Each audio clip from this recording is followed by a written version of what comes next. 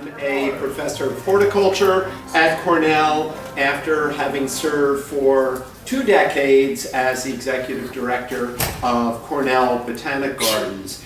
And the presentation that I would like to share this afternoon builds very much on the comments from Katya and from Duran. And I would like to speak particularly about an approach to community action that is typically referred to as collective impact. It was introduced back in 2011 by researchers at Stanford University to address large-scale social, environmental, and economic challenges. It hinges on the idea that in order for organizations like public gardens to create lasting solutions to social problems on a large scale, they need to coordinate their efforts and work together around clearly defined and agreed to goals. So collective impact has been employed in issues in education, in healthcare, animal welfare, fighting homelessness, poverty reduction, and youth and community development.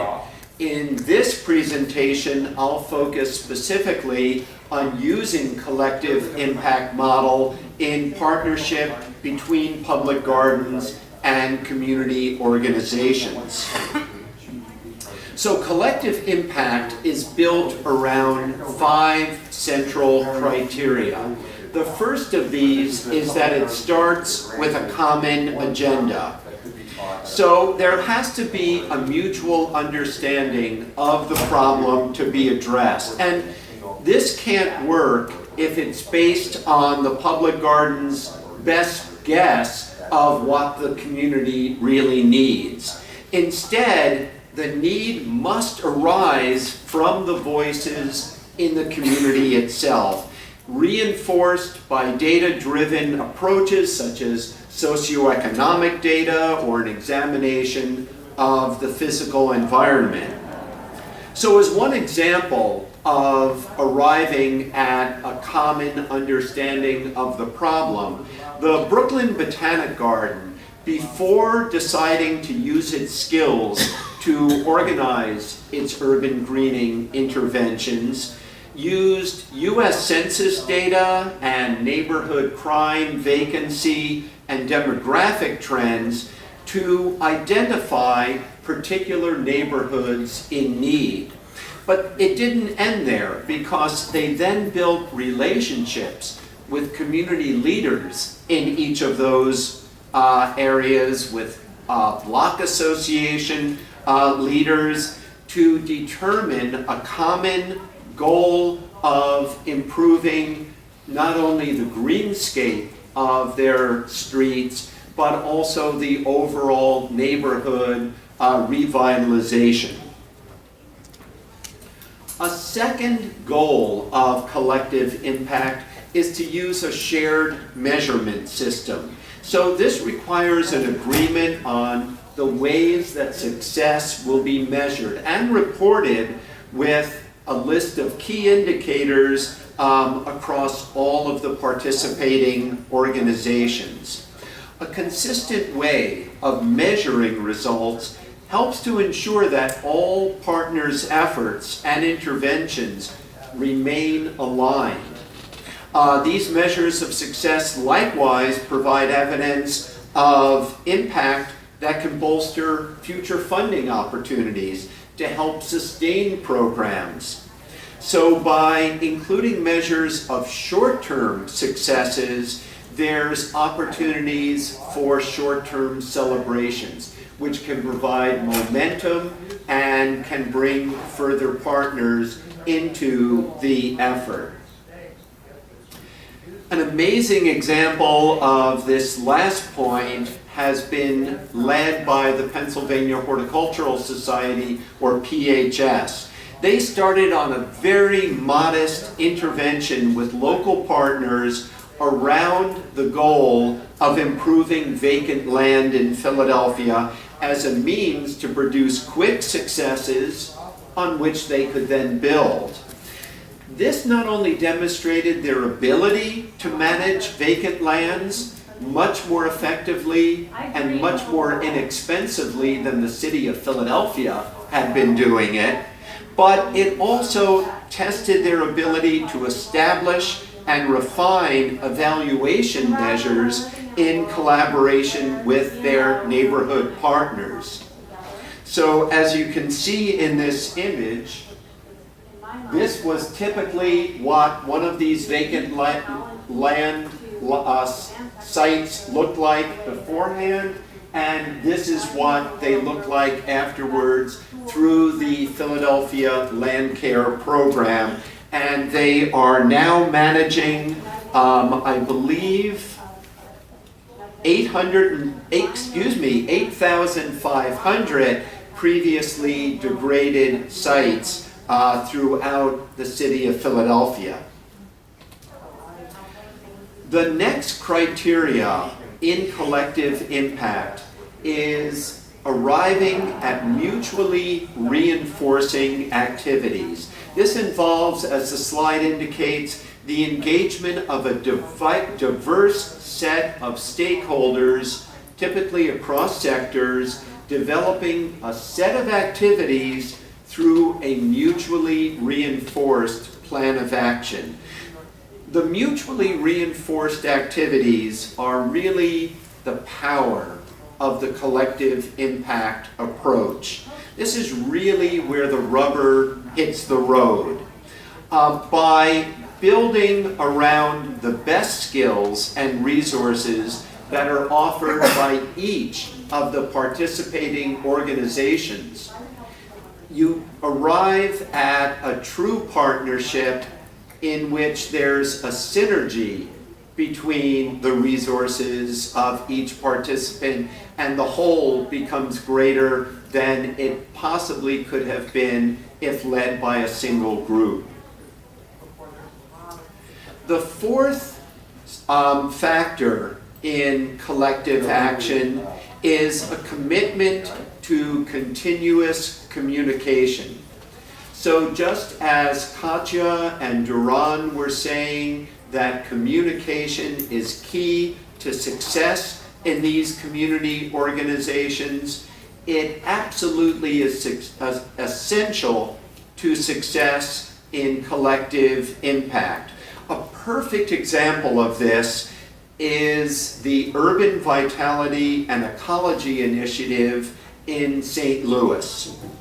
So to fully appreciate the power of this collaboration, it's important to give a bit of history.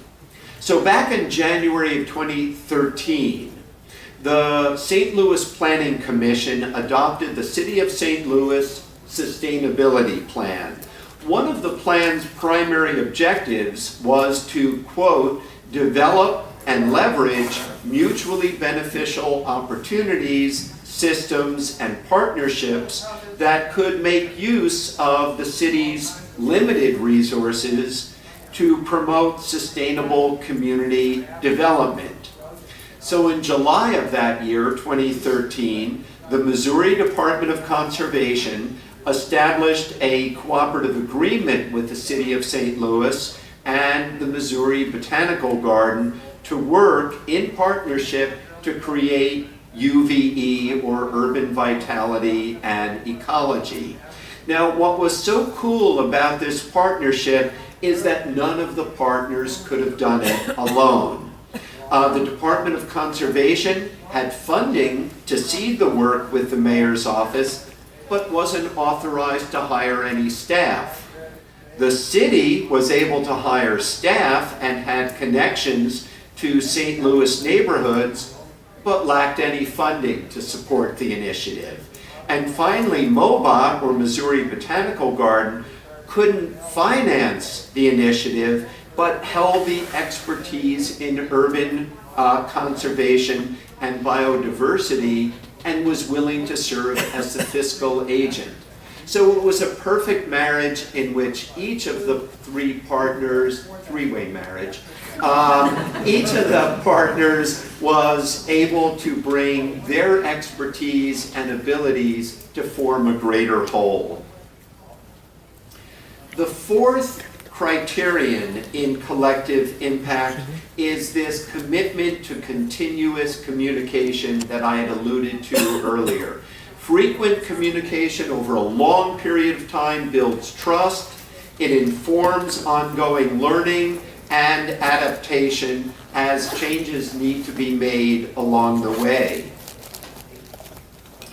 And a powerful example of this is the greenhouse program run by the Horticultural Society of New York at the Rikers Island Prison Complex in New York.